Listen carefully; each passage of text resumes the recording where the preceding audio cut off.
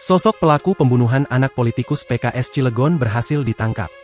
Pelaku pembunuhan bocah laki-laki inisial MAHM 9 tahun, anak anggota Dewan Pakar DPD Partai Keadilan Sejahtera Kota Cilegon, Banten, Maman Suherman, kini ditangkap. Pelaku berinisial HA 30 tahun, warga Palembang, Sumatera Selatan, yang ditangkap pada Jumat, 2 Januari 2026, tanpa perlawanan.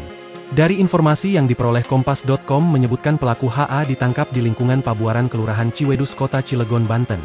Usai ditangkap, HA dibawa ke Mapolres Cilegon untuk proses pemeriksaan lebih lanjut.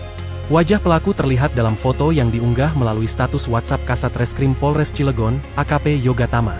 Foto tersebut menampilkan terduga pelaku bersama tim gabungan Polres Cilegon dan Polda Banten di lobi Mapolres Cilegon. Pelaku HA nampak duduk mengenakan kaos hitam dengan celana hitam di lantai dalam kondisi tangan terborgol 2 buah tali ties.